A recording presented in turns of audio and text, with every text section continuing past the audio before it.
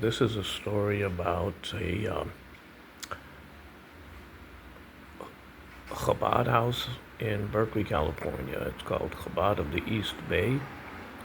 And they have been there's a couple, and their name is Yehuda and Miriam Ferris. The wife has an alias named Marjorie Ferris when she wants to buy $1 million properties and she doesn't want the immediate community to know. They've been in Berkeley 45 years. They still can't get a minion in 45 years in the same town. They're trying to kill me, and I'm not just making up stories, and I'm not crazy. The evidence is clear. You, if you were to follow the evidence that I'm presenting in this video, it's all in the court file, then you would be convinced. But people are busy nowadays. They don't have a lot of time to look into things. But I just want to tell you that I had a brother who passed away. It'll be 6 years this January, right? Now, he worked for this couple. They're part of Chabad Lubavitch. They're actually born Reform, so both their parents were Reformed, so technically they weren't born Jewish. Perhaps they converted, I don't know. I don't have any evidence one way or the other. Now, the other thing is that it's a well-known fact in the very small Jewish community in Berkeley, which is really one synagogue, Beth Israel, which is modern Orthodox, that Mrs. Ferris, born of a Reformed mother and a Reformed father, she inherited a very large real estate empire about 15, 20 years ago in the tens of millions of dollars. I have evidence that they recently purchased a $1.1 million mansion in Massachusetts. I can't produce the photographs on this video, but I have on other videos. They bought a $2 million storefront in the 1710 University Avenue in Berkeley. They were hustling people for money, but they actually had bought the property before they claimed to have. If you check the real estate records, they kept begging for money, but they had already bought the house, the property that nobody attends their services at. And then they bought another house down the street for another 1.9 million. I think it's like Ellsworth and Channing. You can see the house with the big mezuzah on it. And then my brother's house is 2 blocks away over at 1810 Grant Street, 2 blocks from their latest $2 million property acquisition for their synagogue that nobody attends. And here's the deal. Why do I know that they're trying to kill me? Based on their actions, based on the evidence. Because my brother, who passed away 6 years ago, Levi Yochanan Abalafia,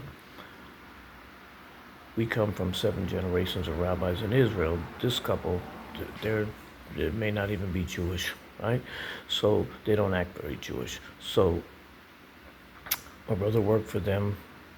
He fixed up properties, and they got tons of properties, right? So it's just a match, right? He also attended attended Sabbath services at their synagogue. They could never get 10 people, but he still went because he felt sorry for him. So he worked for them for years. Decades, right? He lived with this Filipino woman, also never converted, also not Jewish. He had 2 Filipino daughters, who never converted to Judaism. He left the house and separated from the woman in 2011.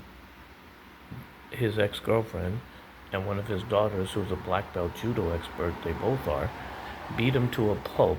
I have photographs of horrible gouges and welts on his arms and on his legs, especially on his neck, probably caused an infection. And then he went to Santa Rita prison for 5 days because a policeman who works as a basketball coach at Berkeley High, where the 2 daughters were high student administrators, like presidents of student affairs, they know this policeman. And he came over 3 days after they had a little argument and arrested him, supposedly based on video evidence that he pulled his daughter's hair, who is a black belt judo expert. And she was 17 and a half, so technically she's a minor. However, the photographs taken by the police that I have possession of and have published on other tapes, other videos, he's got this massive, colossal trauma wounds to his neck. He could have bled to death. And when I read the police report that I found crumpled up in my brother's glove compartment, it said that there was no video evidence of anything. The only thing on the video was my brother saying he lost his keys. So, but the police report said that his ex-girlfriend, Nancy Salgado, she said, I stepped on him and I kicked him and I beat him and I punched him. And my daughter, who's a black belt judo expert, also assaulted him. And then he came down with cancer 3 years later in his liver while they were beating him up in his liver. Well, the medical literature says if you get a beating to your liver, it can trigger cancer. So he had left the house. He had to plead no contest just to get out of Santa Rita before he got killed. And then he split up with the woman after like 30 years, left the house. The two daughters were still in contact with him. But then that was 2011. But then in 2014, a doctor told him he had 6 months to live from terminal liver cancer. And from the day of his diagnosis in 2014, when they kept telling him he had 6 months to live every 6 months for 6 years till he died in ICU in 2020, he never saw his daughters once in the whole time. And they admitted that in court. If you don't believe me, you can look it up in the record. If you have time, it's case number RP 221-20163 in Alameda County Superior Court, Probate Division. There was a hearing on August 19th, and there's a transcript of that hearing. And on page 15 of the transcript, you can get this. It's in the public record. It's in the Register of Actions. Their attorney gets up there and says, I swear under penalty of perjury that I'm speaking for his two daughters, and they never had any contact with him from 2014 when he was diagnosed until the day he died. And we don't need their confession because we already know. Just like we don't need the Nuremberg trials because we already know that they murdered 6 million. But if you want to look, you can see. Flora Ziprin, she works at UCLA. I don't know why they even employ her after she didn't speak to her own father in 6 years of cancer. And she's supposed to be a medical professional, and so is the other one, Maxine Ziprin. I have letters that I've published on YouTube from her to my brother saying, well, I hope you don't die with regret, but I won't be seeing you before you die. This is just how I have to go about it. I mean, savage barbarians, just savage barbarians, right? Tortured my brother to death. First, they attacked him and assaulted him and put big, huge 10-inch gouges in his neck that could have killed him. And then, when he gets cancer 3 years later, they never talked to him for the whole 6 years before he died. That is murder. And if you don't believe me, why don't you call up any oncologist doctor? You know what an oncologist is? Most people do. Call up an oncologist doctor, call up an oncologist nurse, and say, well, what do you think about this? A man came down with terminal liver cancer. They kept giving him 6 months to live every 6 months for 6 years, along with a lot of high-tech treatments. And his own two daughters, who he raised from birth, never spoke to him or called him or contacted him. Did their absence in his life have anything to do with his death from terminal cancer? Every single doctor on the face of the earth and the Milky Way will tell you, yes, it had everything to do with it, because hospital people know just the type of family member that'll do such a thing. They're about 3% of family members, but they're disgusting and they're filthy, and hospital people hate them. So, moving right along, he left the house, 1810 Grant Street, right over by Ohlone Park, on a quiet cul-de-sac. Easily sells for $2 million. It used to be listed at 1.7 million. All right. My brother owned half of it. He paid the mortgage on it for 30 years. His girlfriend cut hair twice a week. Who paid the mortgage? Figure that one out. Even a blind person could tell you the answer to that one. Now, the other thing that happened was, technically, the girlfriend owned half of the house. Well, when they framed him up and he went to jail in 2011, when he got out, she was living at the house and she wouldn't let him in. So then when he got cancer, she still wouldn't let him in. So finally, he got diagnosed with 6 months to live in 2014. Well, in 2019, 5 years later, after 90% of people with this kind of cancer die in 6 months, 5 years later, he goes to court and he says, I want to die in my own house. And the court says, lady, get the hell out. He owns half the house. He's going to die in his own house. You better pack your bags and leave. So he gets back possession of the property. And this is my only brother, right?